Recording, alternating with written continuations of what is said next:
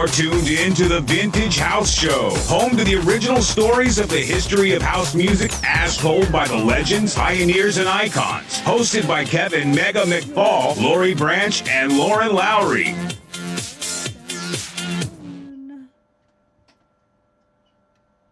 That was House is My Religion.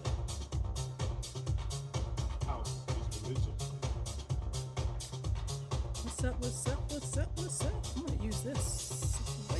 Dance floors and all. Take words there. Lay burdens down. Get healed. Offer prayers. Release all cares. No air. No pretense. We intense with intent to flow with spiritual. What's up, everybody? Here with my buddy, Craig. You are blocked by your mic. Uh-oh, I'm blocked by the mic. You're blocked by your mic, so come in a little bit closer. Who's got a great name for a song? Blocked by the mic. Yeah. We got some writer's block going on. Blocked by the mic.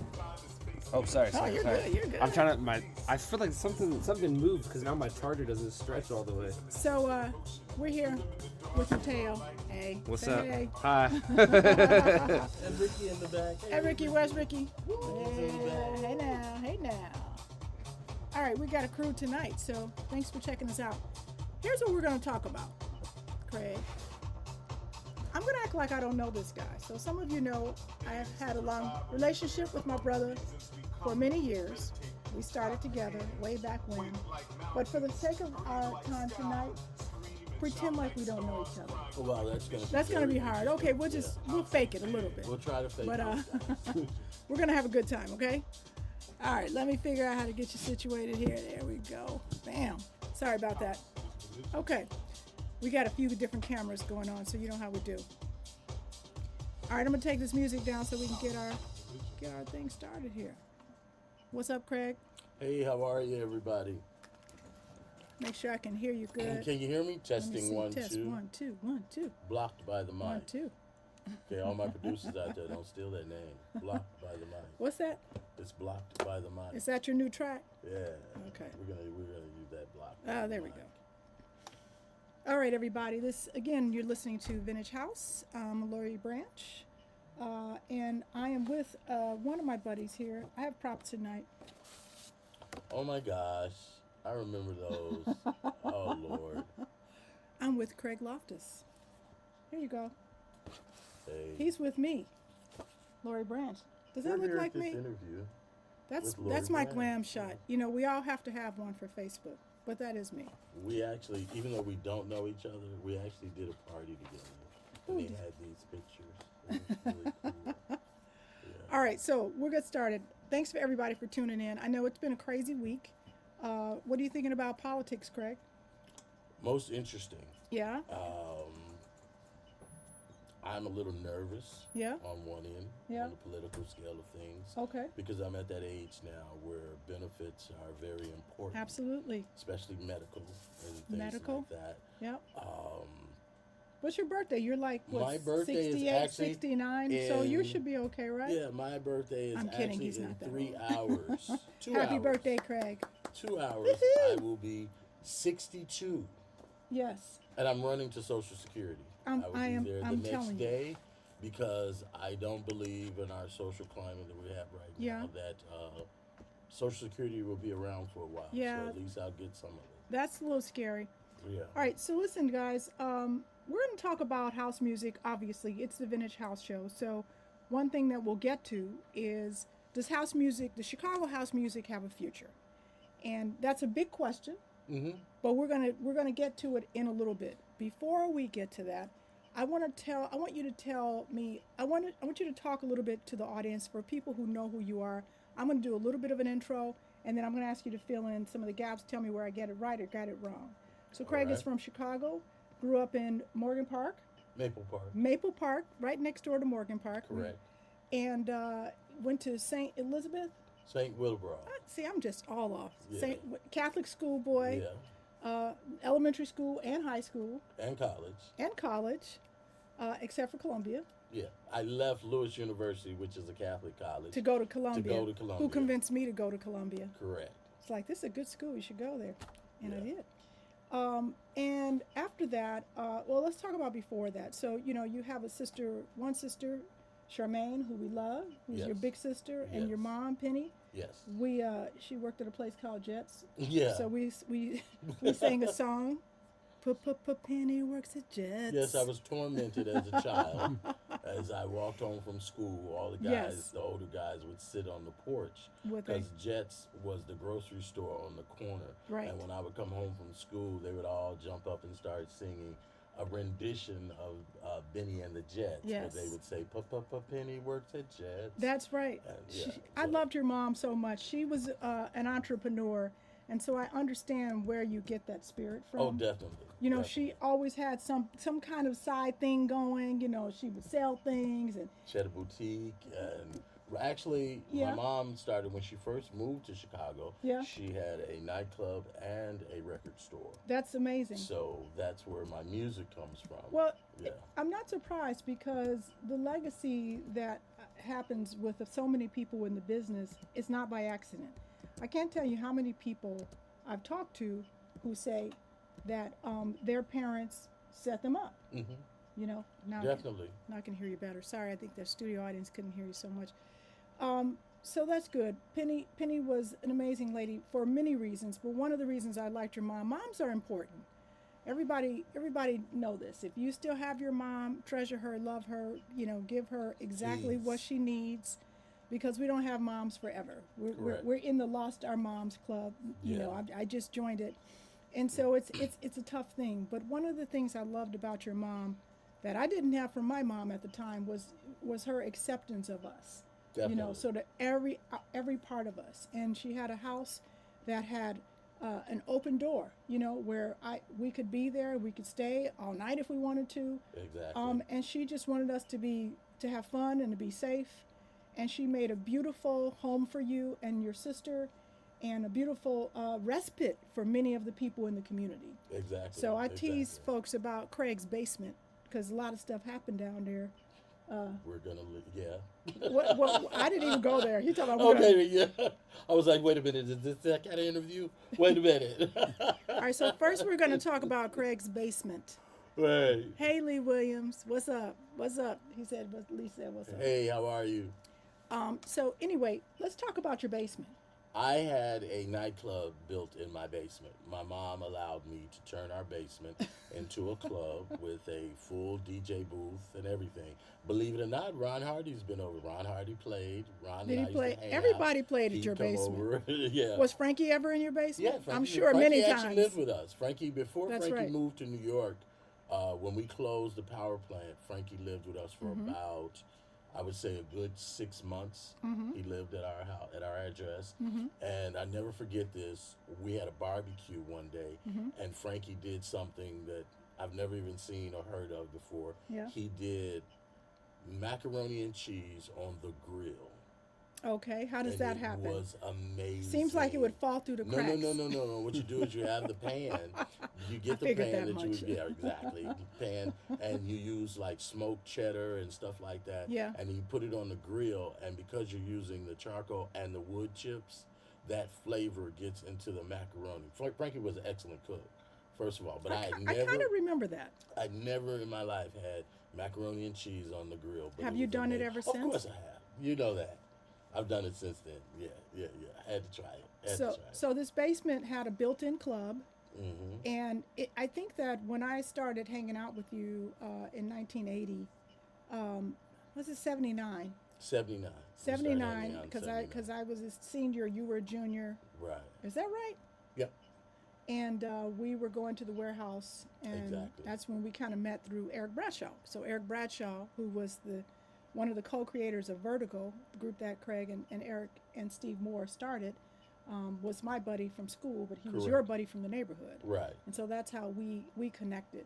I only live 6 blocks away, so I would ride my bike over all the time. Exactly. And if we segue back to the house, when Lori and I first started to learn how to mix, we were literally in my living room. My mom didn't have a problem with us sitting on the floor with two SLB1s, That's right. a realistic mixer, and a Gemini. sharp cassette recorder, because Yeah. The cheaper the cassette deck, the faster the pause was. The pause was very important. I tell folks like out the gate, we were doing remixes. Yeah. Like the We were doing that before we were mixing. we were doing remixes before we were like Yeah. so that we would spend all Yeah. night just trying to get that Editing, pause, trying to get that one pause edit button. right, just right. Yeah. Oh wow. And we did. We We would go did. we would go over it over and we wore those tapes out. But it would sound good. It would be amazing. And like you said, as time went on, we Yeah. found out that the cheaper the deck was, the quicker the pause button was. Yeah. And so we would look for it when we would go to. I remember that Yeah. because you wanted to pause button to just flip down. Instantly. And the more expensive ones you had to press it down and it would They take would a little interact, pause. and yeah. And it was all that. You just wanted a cheap pop, pop, pop. Anybody else remember pause buttons? I know you guys do. I know somebody out there did pause button. Pause I'm sorry, button for some edits. reason I can't see your comments.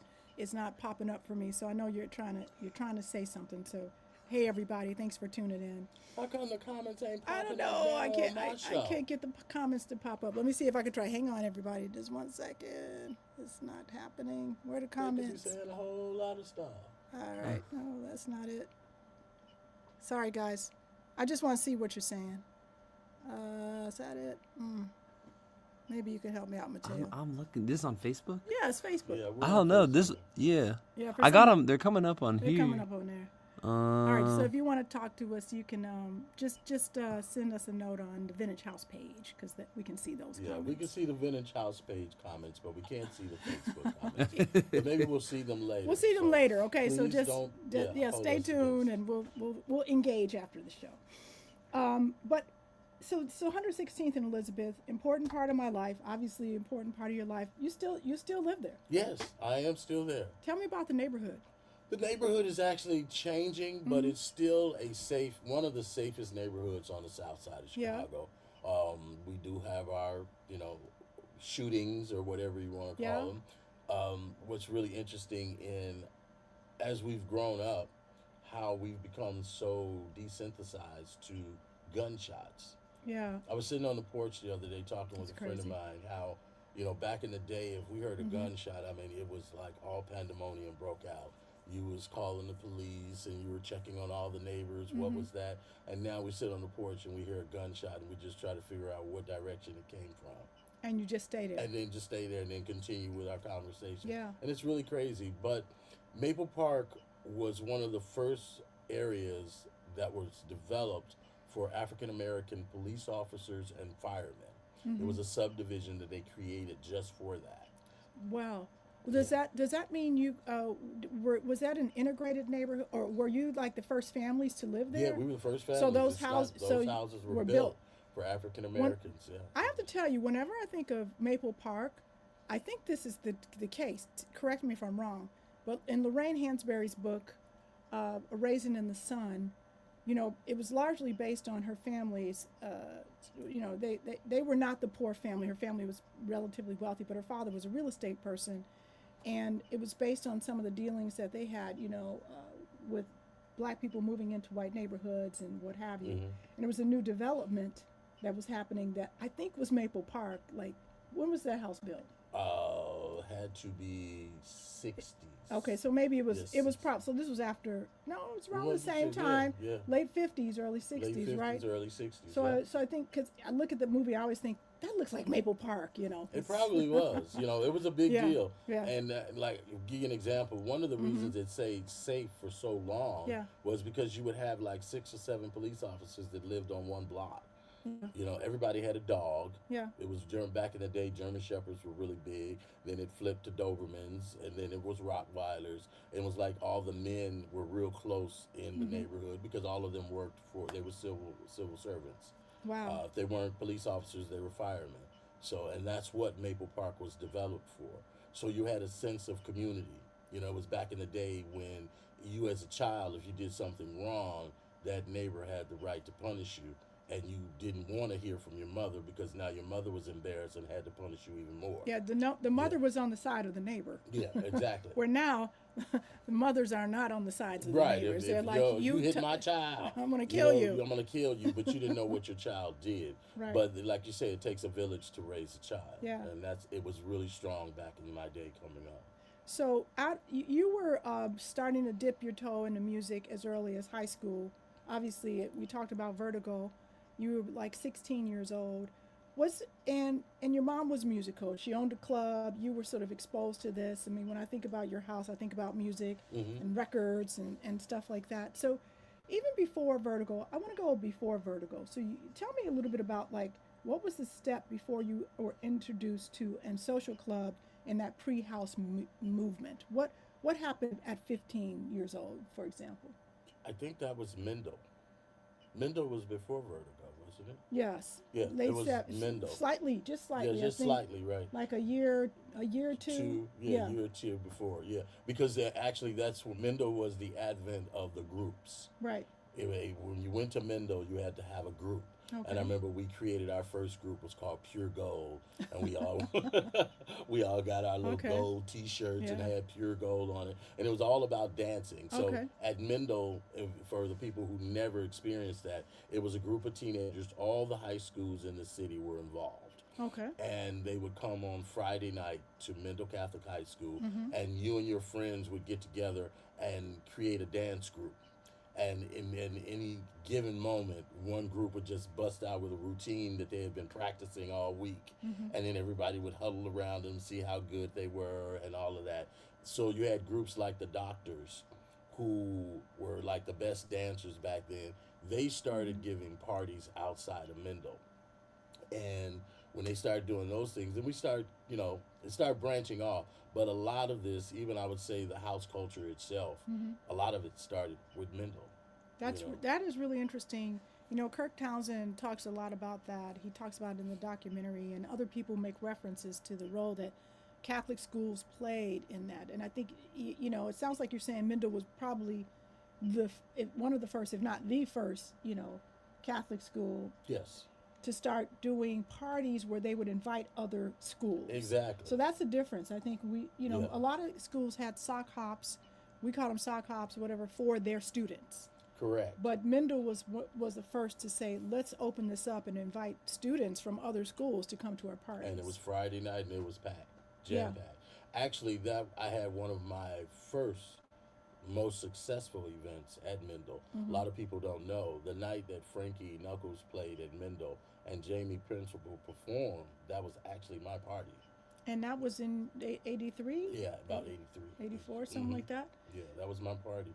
Okay, I actually let me tell you how Mendel worked then. Because I walked away with 10 grand. No, you did. Yes, I did. I walked away with 10 grand, but I actually made about 20 grand. And you went right to the casino. No, I didn't know anything about casinos then.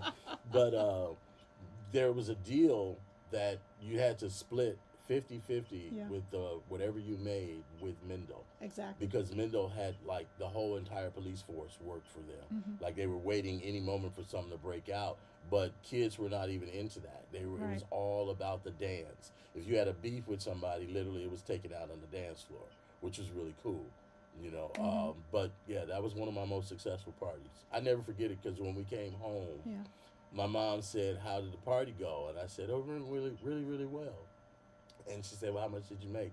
I said, "About 10. And what did you do with that money? Oh, who knows? I have no idea. I don't remember what I did with any of that. I really don't. That's a lot of but money. I'm going to segue to something from that too. Yes. Because that week I rented a Lincoln Continental because I was trying to be really grand with Frankie and Jamie, and I wanted to treat them as the artists that they were. So I rented a Lincoln Continental and, picked them up, brought them to the place, Mendel, then took them home. So that weekend, I kept it for the whole weekend. That weekend, Frankie wanted to go out to dinner. So I picked Frankie up and his guy, and I was actually playing chauffeur. And we were in the car, and I never forget this. This song came on the radio. It was on the radio. And Frankie and I looked at each other, and we were like, This is back in the PowerPlant days, too. So we were like, oh, wow. That song was Baby, I'm Scared of You. Really? Yes, we heard that song on the radio first, and when we heard it on the radio, Then you Frankie and I started looked playing at it. that. We were like, we had to cut it up Yeah. first. You know, we had to cut Okay. it up, but that's how we heard that. What's up, Mother Diva? Hey, Mother Diva. Yeah, that's really awesome. Yeah, it was crazy. Yeah, we actually literally heard Uh-huh. "Baby I'm Scared of You" by Womack and Womack on the radio first. Wow. Before we played it at the power plant and anything. So we went home, and the next day we actually went and bought the record, and we started cutting it up. Let's go back. You talked about Frankie Knuckles, and I know you guys are friends. So I want to go back a little bit to, we talked about your influence, Mendel. You knew Eric. How did that all come about? To be honest with you, I don't remember. You don't remember? I don't remember. I just remember one day it was Eric. I don't even remember where we met because we didn't go to the same school. He went to Lindblom. I went to Willowbroad. Mm-hmm. He lived around the corner in the Horseshoe. Right. I remember seeing him in the Horseshoe, but I don't remember how we got connected musically. Okay. And then the next thing I know, he was introducing me to this young lady named Lori Branch. And we hit it off right away. The Well, we minute were first- buds. yeah. We were buds. Yeah, and so then Vertigo, you start, and before Lori joined Vertigo, Lori was, a fan just hanging out like everybody else, and just coming to the parties like earlier in early 1980. Well, we were hanging out. Yeah, we were hanging out, We were yeah. going to the warehouse and we were doing that, but I was not part of the social club just yet. Yeah, she wasn't a part of Vertigo yet. Right. Actually, she wasn't even DJing yet. No. No, yeah. That didn't happen until later, much later in the year, because we Yeah. didn't get. I always get confused with this because I feel like the first party was like 81. And no, you said 80. I don't remember that. I just remember like it being March or. Well, you remember somewhere. why, don't you? Well, it was bad weather. No, I don't know. why we became DJs. Well, yes. And listen, before Wayne says anything Before- about this story, Alan King, what's up, Alan? Hey, Alan, because you guys are the listen. reason. So we're gonna. Listen, Alan, and Wayne. I know you'll catch this because they have a different version of this. Really? Alan wasn't there. Alan wasn't there. I don't He think- had gone away to school. Yeah, with it. Alan wasn't there, but okay, we gave a party. The chosen few were our DJs. Every party that we did, even I'll give you, we're gonna segue real quick back. Yes. When we were at the Loft, I remember one day I walked in. We were known. Vertigo was going really strong. We had got to the point that we would only do 3,000 flyers. Everybody else would be doing 10,000 flyers and stuff like that. We only had to do 3,000. That was Eric's rule. Yeah, he And was it very worked. precise. He was very precise with everything. And that was his rule, and it worked because it made our parties very, very special. And he took a lot of time with these Yes, flyers. designing the flyers. Yes. But in this Photo party, shoots. we did a party called Generic Punk. I don't know if people remember, Jules used to have a whole Generic, division yes. called the Generic section. And it was like this white and green label that everything was generic. Generic cornflakes, generic green beans. Generic pop. Generic pop. Label looked the same. So we actually did our flyer just like that. It looked like a generic label. And we cleaned up that night on generic pop. It was funny. But in the beginning of the That's night. right. They sold generic pop. Yeah, we at sold the generic party. pop at the party. So in the beginning of the night, I walked in, and like I say, the chosen few was always our DJs. Mm-hmm. And there was this little boy on the tables with some big, giant, realistic headphones on his head. They were actually bigger than his head almost. And I turned away and said, "Wayne, who is that?" Because he was never one of our DJs. He's like, "Oh, don't worry about it. That's Tony's little brother, Andre. Let him play. He can play. Let him play." I never forget that night. I never And that was forget at the Loft. that was at the Loft. Tell folks where the Loft was The located. Loft was, don't get me wrong, but I think it was 16th and Michigan. Somewhere I'm around not there. some- We're across the somewhere- street from the fire department. It was right across the street from the fire And department. and before I was in Vertigo, there was a famous party that people do talk about because chosen few DJs were DJing. Alan, you may have been there for this party, where it was so crowded that someone stole a ladder. From across the street and brought the ladder. I don't know where this ladder came from. I guess was it from came the from fire the department. firehouse. And if you were familiar with the Loft had these big giant windows that would tilt in, and you could literally walk through the window. So they actually, I'm gonna tell you a deep story because I almost got crushed to death. Let me tell We're you. telling a lot of stories. We here. were trying to let the people know that we were at capacity and we could not get any more people in the building because if you remember, the loft floor wasn't all that secure. And it was bouncing up and down. So we said that we couldn't let And anybody you could feel else it. in. Yeah. We were You could freaking feel out. it like going like this. They just disregarded anything I said and bum rushed the door. And I am crushed between the door and the wall. Oh my God, I'm so Yeah. glad nobody died. Yeah, I was crushed between the door and the wall, and they just all bum rushed the party. And somewhere in the midst of this, they found a ladder, and they literally climbed up the ladder to get in the window of the party. And that was a vertigo. And party. were they getting in? Did they get in? Oh yeah, they got it. It was over with then. We couldn't. I mean, we had no more control. So over it. what- So that we just continued with the party. Yeah, see, that's so scary. So, is. so Alan, if you're still watching, people been trying to get in free parties for a long time. Long time. And this was $3, Yeah, like Three, $3, $5 $5 at the most. and they couldn't afford $5. So, But Alan, if you're still on, I don't know if you're on, where we started out with this, we gave a party at Sawyer's one night. And like I say, at this particular time, our reputation was known, so people would come out. We had a jam-packed house, and there was no DJ or sound system to be found. The chosen few had not shown up yet. And we were waiting, but the people didn't mind. They didn't mind at all because we were all friends. So we were all in the room just hobnobbing and everything, Right. waiting for the DJs and the music to get there to start the party. That was the chosen few group. Now, after that day, we made a whole lot of money that night too. okay, well, interruption. I need to interrupt. Okay. Friendly amendment. Friendly amendment. My friend Wayne said there was no contract that was had for that party. And so it was not on their radar because somebody didn't do the contract. Oh, okay. Now, Well, I'm not trying to start anything. You know, you're my brother. I believe you, but you know, he's my brother too. So Well, I would have to take that up with Eric. So Okay. Eric was the one that did those kind of. It's Well, if Eric's it wasn't, let me just fault. ask you this. I would just say this: if there was no contract, period, Yeah. then why did they show up later? I think somebody reached out to them. Oh, okay. Is that what it was? yeah, I didn't think they were trying to make good on it, but Okay. there was some confusion. know. So listen, we're just going to call it 40-year-old news and Right. not worry about it. Right. So after that, But it was night- important. After that night, Eric took all the money that we made Mm-hmm. and went out and bought speakers, a big mixing board, two. It was so techniques. ridiculous. Like it was like this board. It was It's like huge. we don't need this for a party, but we really didn't know. We didn't know what we needed. but- We bought a board like I was there. Yeah. Because we had decided I was going to DJ then. I just remember it being And he freezing bought cold two outside. Technique SLB ones. They were Geminis.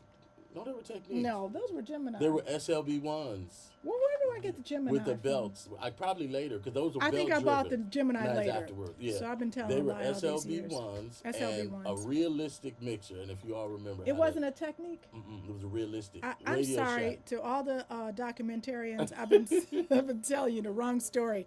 Those were the first turntables. The first turntables. Then I got the we mixed- Geminis and the Right. Techniques. They Yeah. were a little bit later. The first turntables we had were Technique SLB ones Yes. and a realistic mixer that you had to push the button to hear the other cue. It was really crazy and hard to work. Yeah, it was But like a flip. he like brought that. this equipment Right. and set it came in my house, put it on the living room floor, and said, "You and Lori learn how to DJ now," and that's how it started. Yes. That's how it started. Enter Jose Gomez. Yes. So then we had a friend named Jose Gomez, Louis Gomez, Louis Gomez. who had all the music. He had been going to Well, the rap. don't forget about John Pierre. Oh, John Pierre. John Pierre had a lot of music too, because we were buying a ton of music. So he came with 2 crates. Yeah. 3 crates. You know. So between John and Jose, Mm-hmm. we had everything that we ever heard at 206. Yes. Period. All the music, all of that. So Jose was more advanced in mixing and stuff like that. Mm-hmm. And he started to show Lori and I techniques of how to actually mix. He actually to tried music. to teach all 3 of us because originally it was going to be Lori and John Pierre, Exactly. and Craig Craig would be his own piece, you know, but we were promoting this unique Lori and John Pierre combo. I still got the pictures. Yes, we did photo shoots. But it was difficult for John. Do you remember that? Yeah, he couldn't do it. He was an excellent curator. but he couldn't But mix. back then, when you had to actually, you know, use real turntables and music with real instruments, it was a lot more difficult. Exactly, than it is today. You know, and you mixing back then, it cultivated to me true talent. So all kudos to all my DJs that started Yes, back then with wax. and with real instruments, because you learned how to mix, and not with CDJs but with turntables, and running how to ride a pitch, all that, and Yeah. how to stay on beat with live instrumentation instead of digitally locked in beats. Yeah, I'm really heartened to see there are a lot more wax parties because people are starting to get into the artistry of it. So that there's the vinyl bar. There's what's happening with my girl Kristen Kaza, who does Guild Row, you know, and the Old Gold shows where we play like music from the 70s, 80s, 90s. And it's really, really cool how younger people are really appreciating it. Exactly, they are. You know, they are. and I think the music sounds better. It's warmer. It is warmer. It's warmer. It's warmer, and then also it depends on what you're Yeah. playing it on, because you know you could have a digital system Yeah. that overrides the warmthness of what you got going on. This is true. All right, so moving on in our timeline, Craig. So we are, Vertigo is going strong for a few years, throwing parties, once a month, maybe more often in the summertime. I remember us having a few, like in the summer, like every few weeks we'd have a party somewhere. And Vertigo, what happened at the end of Vertigo? What happened to the group? I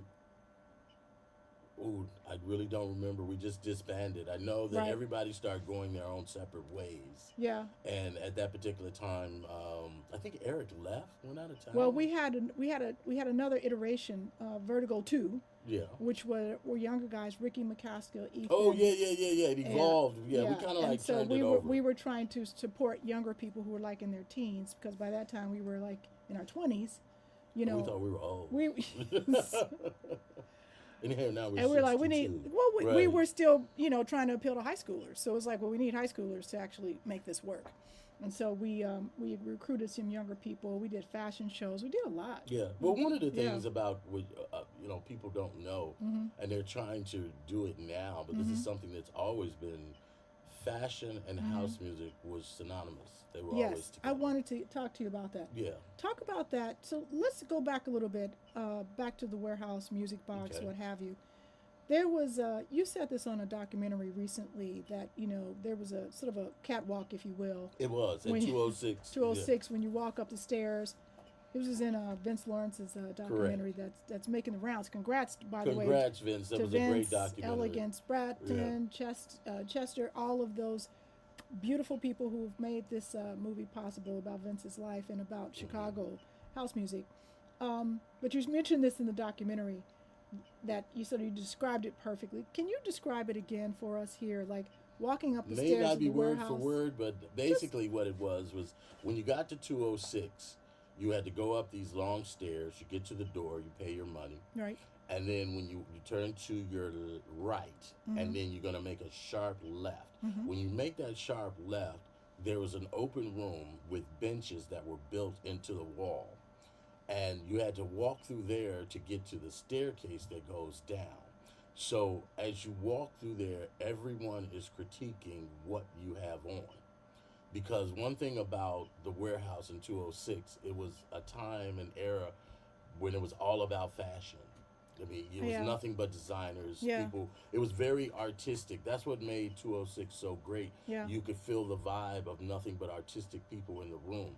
And Yeah. fashion was, that's why it was always a long line at the bathroom, because you bought an outfit change. Everybody had an outfit I change. didn't bring an outfit Well, change. yeah, we would bring outfit changes. You know, what you had on at 12 o'clock is not what you had on at 3. Yeah. You know, but it was that runway. That was the spookiest part.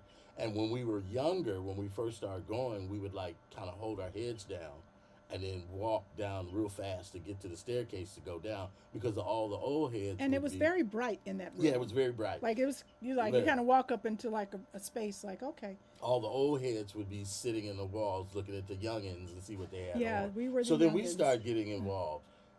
It literally got to the point that the only thing you were concerned about was what you were wearing next week. So we spent a all lot of week time. and tons of money trying to get the right outfit for next Saturday. We would be, and Craig and Jose and John Pierre To start sewing. start sewing, making outfits. Now, Yeah. I'm a tomboy, and they're like, no, Yeah. no, that wasn't going to work. We had to be dressed up. It Yeah, was we like, had to be no, dressed. it was like, no, you have to be fish. Fish, gay boys. Anyway, It was fun. Those were fun days. They- And that's one of the things. And I always people always ask me, how do you describe the party? And the only way that I can do that is for the younger generation that experienced the power plant and the music box. yes, So you know how intense both of those events were. right. If you put the two of them together, then you had the warehouse. Because Yeah. that's exactly what they were. When the warehouse closed, That's a really good point. Frankie and Nick opened up the power plant, and Robert and his partners opened up the music box. So it was literally a split of the yin and yang. Yes. And if you wanted to experience or even have an iota of what the energy was like at 206, just imagine putting the power plant and the music box together as one in Yeah. one club. And that's what you had. Our friend Braxton Holmes likes to wear this T-shirt. I see it on his thing, and he talks about this too. That Ron Hardy is the godfather of house music. What do you say to that? I never got into all of that. The Godfather, who was good. Right. Ron was a gift. Ron was gifted. Well, There's three people to me that were Uh-huh. like the three most gifted DJs that I've ever known, and that was Frankie Knuckles, Ron Hardy, and Andre Hatchett. And each one of them had their own skill set of what they did. Like, give you an example. Frankie would groove you to death. He would just kill you grooving you. Ron Hardy would beat your brains out. Right. He would just beat your brains out. So do you think that's why he gets that moniker, that people, when they associate house music with those clubs, that they think more Ron Hardy than they do Frankie Knuckles, just in terms of the way that he played, Yes. sort of the style that he played, sort of the cutting up that he did. Because by the time, Ron was DJing for a long time. Correct. Before Frankie Knuckles was here, right? At Yeah, Den but I One. met Ron. I met Ron at the Catch One in California. That's where I first met Ron. Okay. Ron was a resident at the Catch One. And so he came back to Chicago. he came back to Chicago, and then when he was at Chicago, then he started playing at the Den One. How'd you meet him in California? I did. That's when how I met him in when was California. that? I forgot what year that was, but that's where I But first met Ron. that was you were a child. I was. Yeah, I was like 16, 17. Sneaking into... This what happens. This is when we get older when- in our timelines, and but I met him. and you know people. Yeah. I don't remember that, but Yeah, that's but okay. yeah. I don't know everything you did. Yeah, but I met him in California. But I think he was here in Chicago. He might have moved there and then come back, because Wayne speaks of him like in the 76, 77 era. Well, you know what? Wayne has his own timelines that he remembers. He said that was the first time he saw somebody mixing. Well, I don't know if he left and came back or what. But anyway, I did, okay. yeah. But the point that I'm making is that Ron did have a unique style that was very fresh and new at the time, and I think that's why people want to sort of give him Well, I think one of they want to give him that kind of is that a moniker? yeah, Yeah. like he gets that attention because there weren't other DJs playing like that, like breaking new songs and playing them in the way that And they I think did. that one of the main reasons where there's a misconception, a lot of people say that Frankie didn't embrace original Chicago house music when it came out. That's a lie. I played with him every time he played. But what was that Ron was right on it. Well, That was the majority of Ron's well, whole but set. do you know why that makes sense to me? Mhm. because when people think of original Chicago house music, you can't correlate that with the warehouse because the timeline doesn't work. Exactly, it doesn't. Yeah. So we weren't doing original house music during the time of the warehouse. Exactly. Well, It wasn't open yet. Frankie didn't play. I mean, it was open. It had. It wasn't open when right. we think we of could original. get into a whole nother conversation, So- but Frankie didn't play house music at the warehouse. Well, That's a whole nother topic. I would say Frankie did play house music at the warehouse. He did not play Chicago-produced tracks that became known as house music we go. at the warehouse. We could say that. We could say that. Can we say because, that? We could say that because of the fact that Hey, Scott. a lot of people say that the music that Frankie played at 206 was also called house music because it was short for the music that was played at the warehouse. And I give those people that. But Chicago produced house music was not being played at 206. Right. So that's what brings me back to Ron Hardy. He could break new music because it Exactly. was being created. Exactly. And so Frankie was doing the same thing, but it was at the power plant. Correct. And so the disconnect is that people, when they say that statement about he wasn't breaking new music, it wasn't created yet at the warehouse. Right. And then a lot of people, say that he didn't break new house music. I was in the booth Yeah. right No, there he did. when Yeah. Chip E, Steve Hurley, and all these guys would bring down their reels Yeah. that night. And Frankie would listen to it in the headphones. And if he gave me that look, I knew that was the next 2 or 3 songs you're going to hear that reel. Yeah. You see what I'm saying? I So am. we were breaking new music and new house tracks from producers here right in Chicago. Yeah. People say that he didn't do that. That's not true. I was there, so it is true. So- but I think that, to your question, Please. I think that Ron would be considered the godfather of house music is because when Ron became extremely popular in Chicago, it was also the time frame that Chicago producers and house music was getting its recognition. And the type of drum tracks and the type of music that was being produced, it kind of fit Ron Hardy more than it fit Frankie Knuckles. Totally get that. Frankie Knuckles was more into the major instrumentation and stuff like that, where Ron Hardy was more into let me beat your brains out. And I think that tracks well with what they actually produced. So when we talk about the origins of house music, the genre, and what was physically produced, we know that Frankie Knuckles, for example, produced tracks as early as 1983. Those were remixes.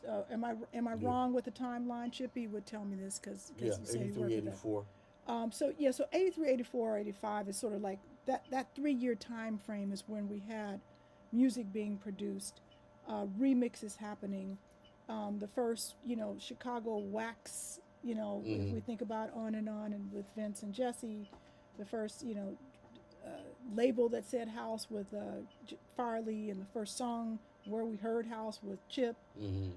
Other things were happening before those things were pressed, and sometimes we do get into this quibble about sort of what was first, and I'm not going to spend any time on that, but I think it's fair to say that we were producing before we were printing. Yeah, and that's where the problem comes in. Yeah. A lot of records, I'm going to say records, music was produced before, and was very popular, and some of it never came out, but it was a driving force in what we call this genre, house music. Sure. But I like the that. powers that be say that it didn't.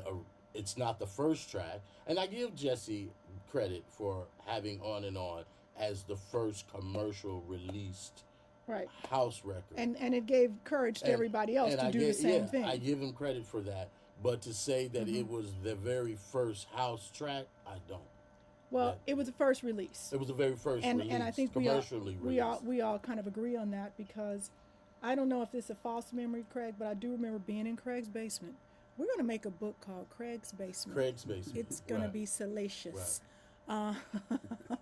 But I do remember being there, and I've told this story before, and you playing,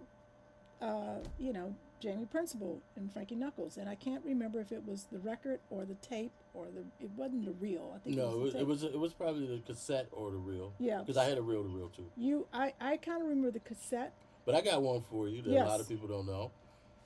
I actually produced my first house track in 1982. I was gonna ask. That was my next question. It was 1982. When was your first track that was not considered house at the time? Yes, but, it's right. But that became part of the house Exactly. canon.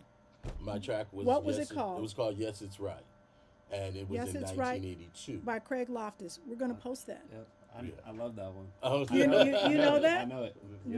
What? Mateo knows that Yeah. track. What's up? But I mean, I don't run around waving flags. In 1982. 1982, yes. And then I did another track. When It did was the- called when did the- White Diva. Actually, I've got to check the date on that. Ricky, look this up. When did Laid Back make White Horse? If you wanna ride, Mhm. that was 83. Yeah, because I did a remix of that. and Because I it played was it at called, a party right, in it was 84. called White Diva, and Frankie I used to actually- play it all the time at the PowerPlant. I got a. That's the one video I have of me DJing Hold on, I just playing White Horse in Exactly. 1984.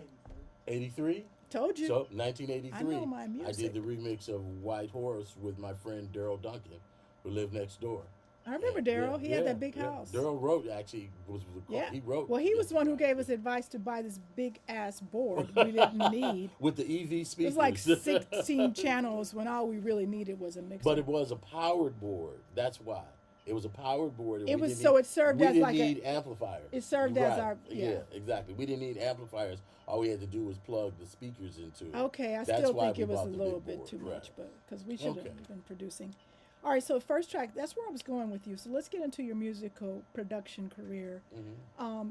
So your first track, Yes, It's Right. Did that ever make it onto a record? Believe it or not, yeah, it's actually on Track Source. I think I have. Yeah, it. it never made it to record. Well, actually, it did, but it made it to record with a deal with Gene Hunt Yeah. about 2-3 years. I think 2 or 3 years ago. He was working with a company Okay. overseas, and they wanted to license it, and that's the only time that it was ever pressed. I wonder. Yeah. So is it a rare find? Yes. Do you have it?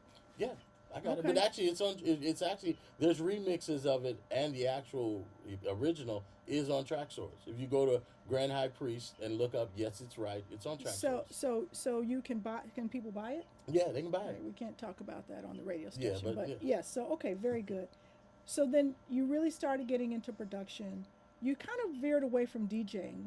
Tell us about that split. Like why? Well, what happened was I was at Columbia. My major was sound engineering and Yeah. art and entertainment management. Yes. And I was dibbling and dabbling with my friends at DJ International Records. Yes. So I was getting more into the production side and the engineering side of it. Malcolm, And remember Malcolm? at Malcolm Columbia? Chisholm, yeah, that was my teacher, We had a Malcolm Chisholm. production company. And actually, production my class. first major project that Mm-hmm. I worked on was Coming to My House by Queen Latifah.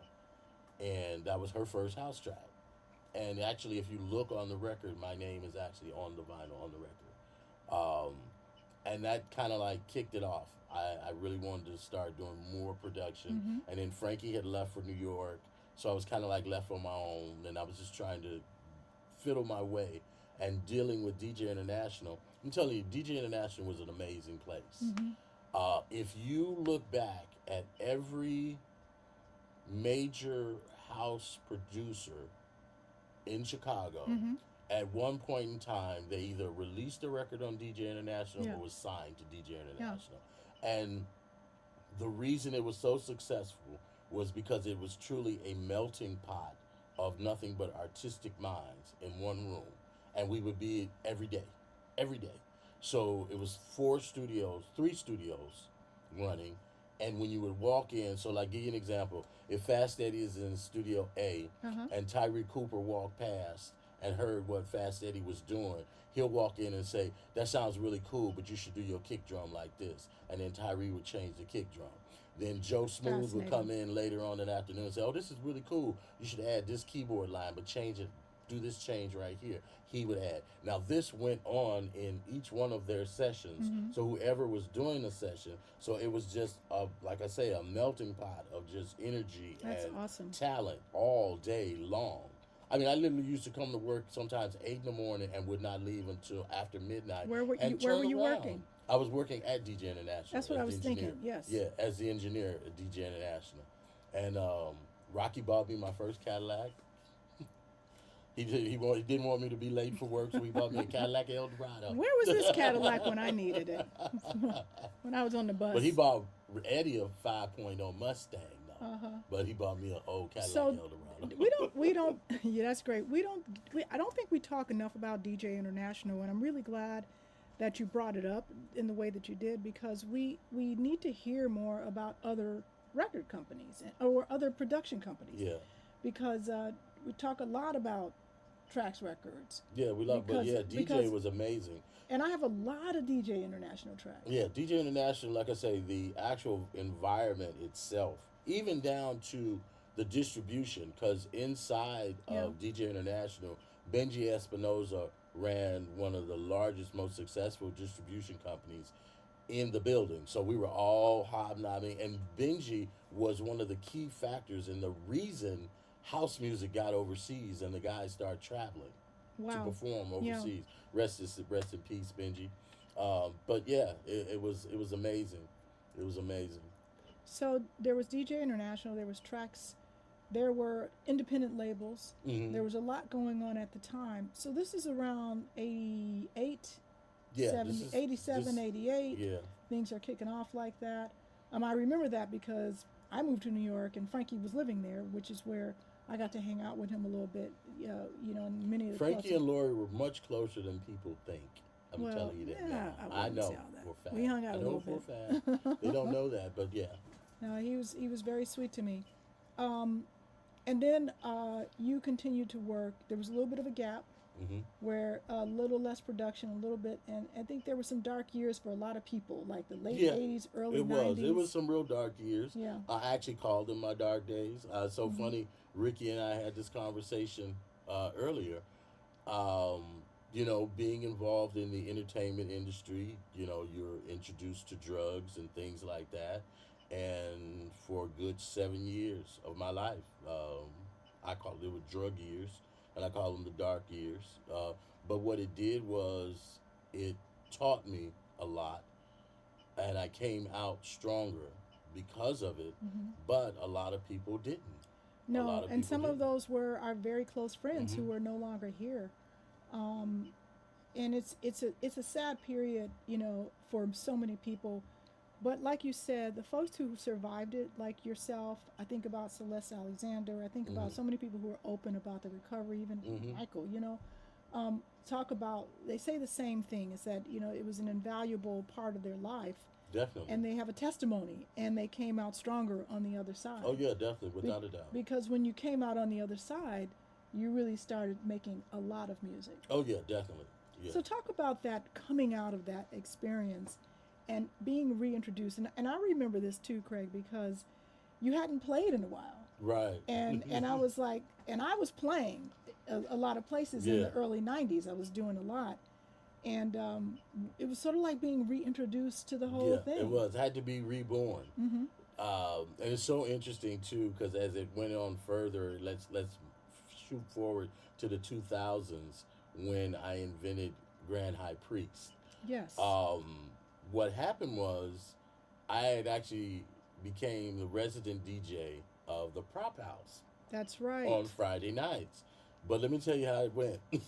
My first night, when I get there, I'm walking in here, I'm Craig Loftis. They were like, I'm Craig Loftis from the power plant. You know what I'm saying? So I get up there and I start playing all this old shit. And these kids are looking at me like, what? Who is that old man? Who is that old man and what is he playing? So it was really crazy. I had to literally reinvent myself, and thus Grand High Priest was born. And what I did was, the Prop House used to bring in a lot of visiting DJs like Charisma. Charisma was actually one of my resident partners. Okay. Ken Terry, a lot of the New York DJs, they were bringing people in. And I would sit there and I would just watch and listen and look at the reaction. The kids back then in the 2000s weren't looking for the classics anymore. They wanted high energy music they called it the beats. Yes. They would literally call it the beats.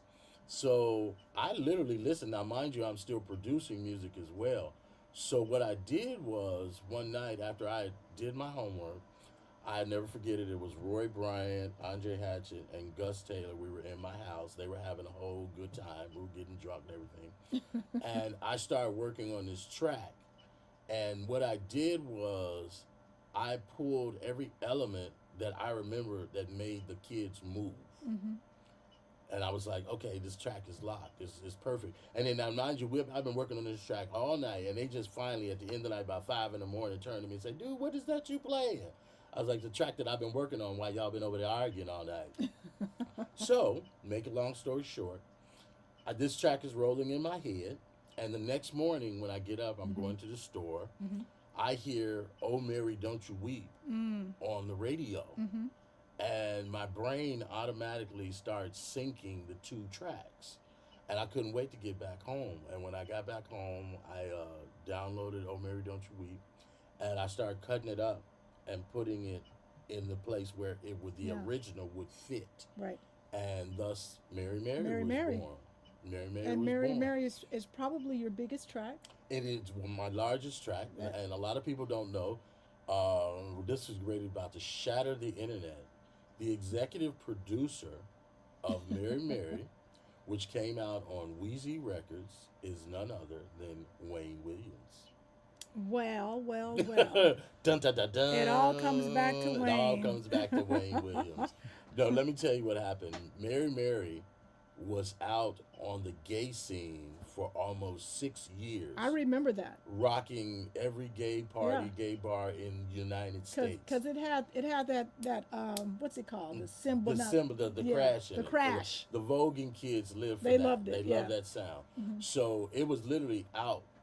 I won't say for sale. It wasn't for sale. It was out in the industry for about a good 7 years, 6, 7 years. When did that version come out? Oh gosh, I don't even remember. But I got a 2004. 2004. Because you were giving it to me Right. to include with something. And Wayne heard it, Yeah. and Wayne said, dude, why is this track not out? And I said, because I can't afford to put it out. Yeah. And he was like, and that is when the straight market finally heard They were after introduced 6 to it. years ago. So that was like introduced. 2010. We're introduced to it. Yeah. And then after that, it was only on vinyl for another, 5 years, and did not come out digitally until almost 10 years later. See, that's a nice run for one track. And it's still my #1 seller on Traxsource. Wow.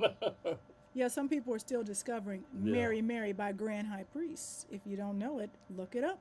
Yeah. You will recognize it once you hear it. And then Everybody also plays it. look for Mixdown. Mixdown was another one of those songs that I did where I combined the elements of everything that worked the dance floor. Because I noticed as the resident DJ, when I would play for the gay kids back then, you had, the crowd was split. You had the young generation that wanted nothing but up-tempo beats.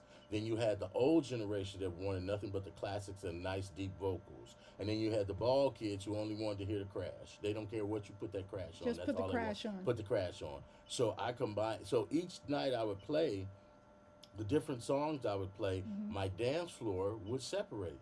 It wouldn't leave the dance floor. It wouldn't leave the dance area, but they'd leave the floor. If I played a vocal song, the old people would hit the floor. And they would get their groove. The young kids would stay around the side. If I played the beats, it would reverse. The old kids would sit down, rock their heads, but the young kids would get on the dance floor. If the ball kids hear that crash, they on the floor no matter what. So I put all those elements together in 2 songs, Mixdown and Mary Mary. And that's how Grand High Priest was born. And Craig, we've already run out of time, but I want to. Oh my gosh. Yeah, I know it goes fast. I got 2 different times here. What time do you have, Mateo? I think it's a little past 11:03. Oh yeah, so a little bit past our time. So clearly, we need a part 2 for Grand High Priest. Can we do that? Yes, definitely. Because there's a lot to talk about, and here's how I want to end it. First of all, your body of work is immense. We talked about 2 or 3 tracks. You probably got dozens and dozens more. Many of whom you guys, listen. You've heard them. One that is one of my cousin's favorites. Someone you co-produced with your boy. You know what I'm talking about, Jimmy Go Boom. Jimmy Go, yeah. Y'all know what Jimmy Go Boom is? Mhm. Hey. Mr. K. Alexi. Feel all right. K. Alexi. Anyway, there's a lot of really good music out there that's produced by Craig Loftis, aka Grand High Priest. So I encourage everybody, if you don't know his music, you can find him on all your socials and YouTube. Check him out. But one thing I'm going to ask you before we leave, Craig. Well, first of all, happy birthday. It is Thank you. Craig's Today's my birthday. So, Well, it'll be a birthday in 1 hour. 1 hour. 1 hour. It'll be my birthday. and so he's going to be featured tomorrow at the Daily Plaza for Craig's birthday. It's a Craig Loftis Day. So I got my own day, y'all. designated by the city of Chicago. So come out, see Craig at noon tomorrow. That is Thursday, July the 3rd at Daily Plaza. Thank you for doing that. I think that Mother Diva is responsible Yes, for she that. is. So thank you, Mother Diva. And then you have a whole birthday party that's going on tomorrow night. Tell us about that. My birthday party tomorrow night is 6817 South Chicago Avenue. Please come on down. Doors open at 8 o'clock. And I have DJ Reg, DJ Box, Greg Gray, Hugo H., and myself. And we're going to turn it up Yes. for my birthday. We're going to talk Happy about 62. Happy 62. We're going to talk about why you don't have any females on the decks, but that's a different day, different story. I tried, but they were going out Yeah. of town. So, Like, that's yeah, what they told the me. three that he would use, right? Exactly. Listen, hey, listen, ladies, get on these guys about, like, not having any females on the lineup. I support you anyway. I love you. Thank you so much. You're my brother. And we'll be back next week. Maybe Craig will join us again. Who knows? Hey, part two. Part two, definitely. Because you know what? I need to know a few things. We didn't get to. Does Chicago house music have a future? Yes, it does. And is it bright? I believe so. And I'd like to really get into that. So maybe we will do next week. All right, so we say yes to the question. We'll be back next week with the rest of the Vintage House crew. I'll be back next month. But let's just give it up for Craig Loftis. Can we give him a hand? Yes. Baby. All right, y'all. We'll see you later. All right. Bye. So listen.